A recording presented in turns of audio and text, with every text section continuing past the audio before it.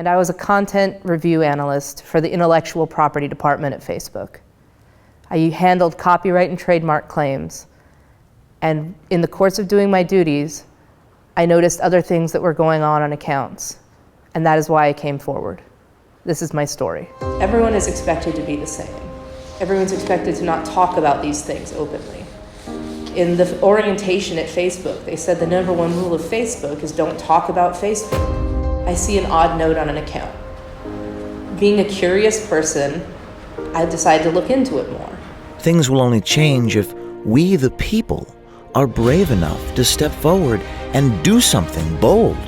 They may be able to stop one man, but they can't stop all of us. Be a catalyst for change. Wear a camera. Be brave. Do something. This Facebook insider contacted us some time ago and provided us with what she says are internal Facebook documents. I saw things going on that I personally found to be troubling.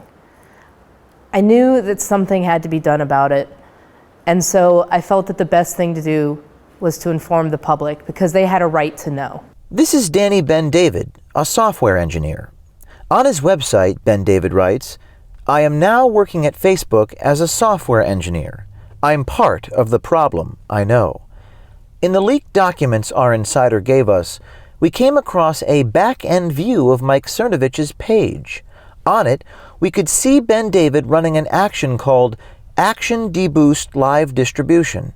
In fact, Ben David wrote the code and may have invented the word deboost. Who is Danny Ben David? From my understanding, Danny Ben David is a software engineer at Facebook. He did not work at the same location as me, but I noticed that every time I would see this deboost live stream kind of code on there, that his name was always next to it.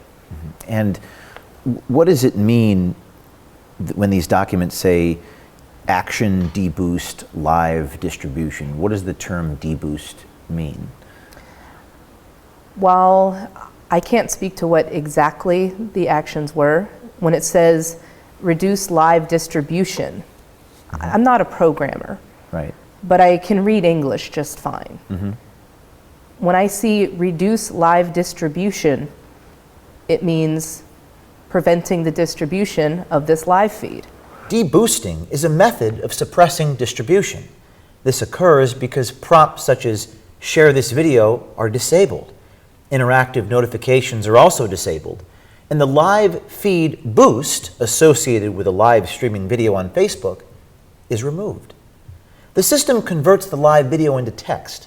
Machine learning classifies or identifies certain words, and bad words trigger deboosting. Action deboost appears after the word Sigma, which Project Veritas has learned is an artificial intelligence system to block potential suicide and self-harm posts.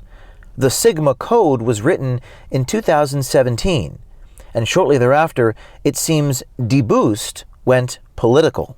And where did you see this deboost language when you were present in the Facebook facility? Where did you see this appear, on whose pages?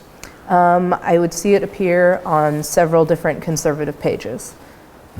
I first noticed it with an account that I can't remember, but I remember once I started looking at it, I also saw it on Mike Cernovich's page, saw it on Steven Crowder's page, as well as the Daily Caller's page. We spoke to Steven Crowder about this, and he was disappointed but not surprised. He told us that this is not the first time Facebook has targeted him. After an April 2016 Gizmodo article, Crowder's live stream was dethrottled. He settled with Facebook out of court. So when things are taken down and actually permanently deleted from Facebook, the user will typically get a notification. The user can respond to those notifications, and there are humans that actually read that. However, with these deboost live stream things, there was no warning sent to the user. These were actions that were being taken without the users knowing. Did any of this show up on the task version of the Facebook back end? Did it show up anywhere there? No tasks were created when these live stream deboosts would occur. The story of using certain keywords to demote or downrank certain content is not unfamiliar. We exposed similar activities at Twitter during our investigation of them last year.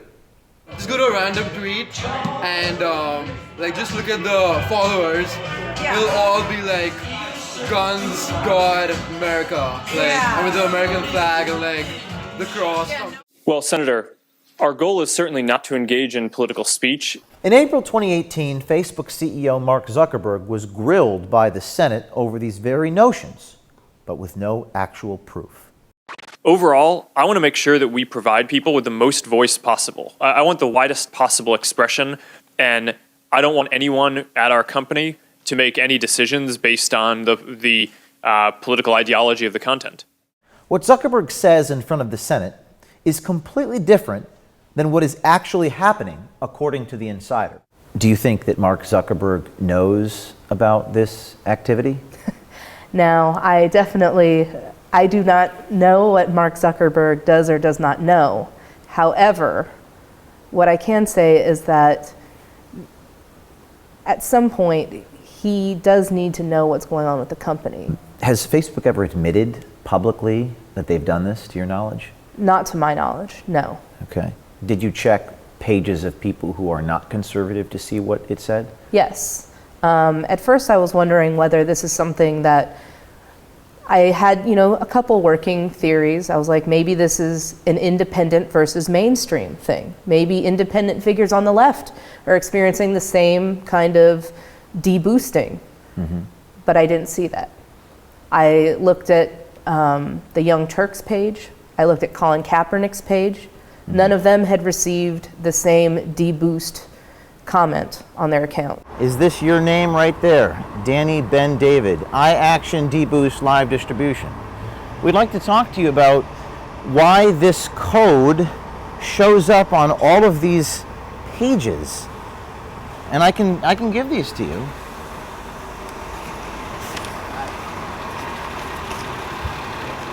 Yeah. Any other comment? You're James O'Keefe? I'm James O'Keefe, yes. Okay. Well, not much luck in talking to Mr. Ben David. This is Seiji Yamamoto, a data science manager for Facebook since 2015. Yamamoto has had some significant duties. He has worked on informed sharing ranking demotion and the newsfeed reduction strategy. On Facebook's private workplace, Yamamoto makes it clear that he is on a crusade against hate speech. However, his definition of hate speech is troubling. Quote, hate speech needs to be stopped, but there's quite a bit of content near the perimeter of hate speech that we need to address as well, unquote. What does he mean by perimeter of hate speech? Things that aren't actually hate speech, but that might offend somebody. Mm-hmm. Anything that is perceived as hateful, even though no court would define it as hate speech. So there was another document, as I was kind of researching through the workplace function of Facebook, which is the internal Facebook, as you will. I came across a document called Coordinated Trolling on Facebook. And it was this troll report where they wanted to address the problem of trolls on the platform and what they could do to combat it. Seiji Yamamoto and Eduardo Arino de la Rubia are the authors of that troll report. And so I was looking through this document, and it was clearly kind of designed at the aim to be the right-wing meme culture that's become extremely prevalent in the past few years. And some of the words that appeared on there were using words like SJW. Mm-hmm. No person on the left talks about SJWs. That's what people on the right say. The MSM for the mainstream media. Once again, the New York Times doesn't talk about the MSM. The independent conservative outlets are using that language. In Yamamoto's troll presentation deck, he writes that they have a classifier that predicts if a user is a troll. The term troll refers to an internet troublemaker. Listing flagged words such as cuck, normie, lulz, and even MSM, or mainstream media, and others to identify trolls. It's clear that Facebook is targeting the language of the right and using it to actively suppress their content. The perimeter of hate speech, indeed. The Yamamoto glossary is clearly ant-right. They're shifting the goalpost. You know, it's one thing if you're dropping the N-word or, you know, things like that, using some kind of homophobic or racial slur, by all means, you know, that's something that a platform should not want on it. But now you're moving it to things like jokes that conservatives tend to make. And this, like I said, it's based largely around this meme culture. So now you're saying what jokes you are and aren't allowed to make, what kind of edgy comment. As long as it's not blatantly hateful, I don't see where Facebook has the right to be the arbiter. What exactly do the engineers at Facebook define trolling and hate speech as? In one slide from Yamamoto's deck, he writes, "Trolls are involved in many destructive behaviors on Facebook." Yamamoto then lists one example, writing, "Red-pilling normies to convert them to their worldview," with a link to a YouTube video by Lauren Chen called "Why Social Justice is Cancer." In this video, I would like to talk about why social justice as an ideology is so very toxic. This is Facebook's definition of destructive behavior. This constitutes as hate speech and trolling. Yamamoto goes on to describe other methods of combating hate speech. He writes, "Introducing friction via the troll twilight zone will confuse and demoralize them." On his next slide, he defines the troll twilight zone, saying it will enact, quote, "drastically limited bandwidth, auto logouts, and comments and posts will magically fail to upload," unquote. Just below this, Yamamoto writes that his troll twilight zone feature will be triggered, quote, "leading up to important elections," unquote. Do you think they're trying to influence elections? Absolutely. I do think, even if that's not their stated intent, I think like many people, they believe that the 2016 election of Donald Trump was a fluke. It was something that shouldn't have happened. It happened because all these trolls were sharing, you know, anti-Hillary memes. And meme culture, in their opinion, is what won Donald Trump the presidency, and so it's in their interest as a very homogenous company to kind of shut this down. Another tactic that Yamamoto describes sounds like outright bullying. Quote, "When a user does something egregious warranting an account suspension or deletion, we should notify the friend network. Fear of being outed as a miscreant is what regulates behavior in real life, and we should reintroduce that to the online world," unquote. It appears that Facebook is muzzling users to peer pressure them into changing their political ideology. When Project Veritas showed Tactic 2 from the troll report to another Facebook insider, the insider thought this was particularly egregious. Some people in Facebook might say that these trolling documents were just wishful thinking, that they were an intended plan that was never implemented. What's your response to people who say that? While it's very possible and even likely that not every measure has been implemented, there were measures in that document that I did see implemented. Like which ones? For instance, they talk about assigning a troll score to accounts. So Facebook has what's called the fake account index, where they assign a score which helps them to determine whether the account is a real person or just a dummy spam account. And so, rightfully so, they want to delete those accounts. That's okay. They created the troll score so they could help identify using parameters such as words that they would post, pictures, if they were friends with other trolls, and then using that, determine whether this person should be on the platform or not. So why is this troll score a bad thing? It's a bad thing because there's no accountability, and especially when they're using machine learning to do this. Whenever an individual actions an account, there is a process where at least you can send a message to Facebook. Most of the time it falls on deaf ears.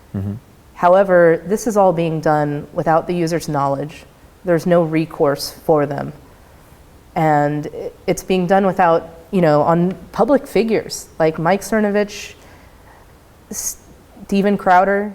We asked Yamamoto about the insider actually seeing a troll score under the fake account index in CRT, Facebook's back-end content review tool. You actually created this report, did you not? I don't actually have any comment on any of this.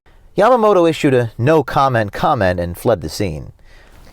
I think the biggest thing is that getting the documents, getting video or still pictures of what was going on, that shows that it actually is happening. This isn't rumors. They talk about how right-wingers they come up with all these crazy theories, and that's not actually happening at these social media companies. They poo-poo it. But here it is, and it's in your face. After leaving her employment at Facebook, the insider came to work for Project Veritas. So 2 days after the Twitter story had launched, I came to work just like I normally would. And my manager says, "We need to talk with you." And not thinking it was a big deal, I go and I set down my bag and I go to a conference room. And they told me that I was being terminated. Did they give you a reason? No. I was never given a reason. I asked them, I said, "Can I ask why I'm being terminated?" And they told me, "We don't know." Did you find anything about the timing of this suspicious? Oh, absolutely. What was suspicious about it? What was suspicious was that it was 2 days after Project Veritas released their Twitter videos. And why would that be an interesting connection? Because at that point, the company knew that Project Veritas wanted to investigate the issue of censorship in big tech. And how would they know that you had anything to do with this, if they did know? I think it's because you and I had had some contact. Okay. And at the time that your termination with Facebook occurred, were you a full-time employee with Project Veritas? No, I was not employed in any way, shape, or form with Project Veritas. My father asked me, "Well, was it worth it?" Was it? Yes. And I told him there was not even a moment of hesitation because I knew what I had seen. And the fact that it was so egregious that they wouldn't even tell me why I was being terminated just reconfirmed that this is something they were trying to keep in the shadows, that they did not want the public to know, and yet that the public has a right to know.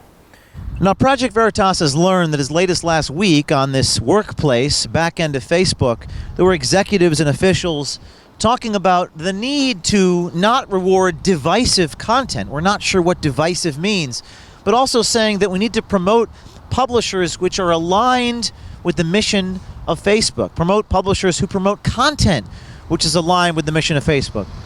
But as long as there is a conflict in the values of Facebook as it relates to the First Amendment and being a public town square, as long as that exists and as long as there are human beings in rooms which make determinations, there are always going to be the types of abuses that this insider talks about. Now, as it relates to this insider, she says she made enormous sacrifice. She said it was worth it. We need people like her. We need people to follow her example, to step up, be brave, do something, and wear a camera. It's enormously inspiring what she did, and I hope many other people follow in her footsteps. We need you to come forward. We need you to wear a camera. Reporting from Menlo Park, California, outside of Facebook headquarters, this is James O'Keefe with Project Veritas.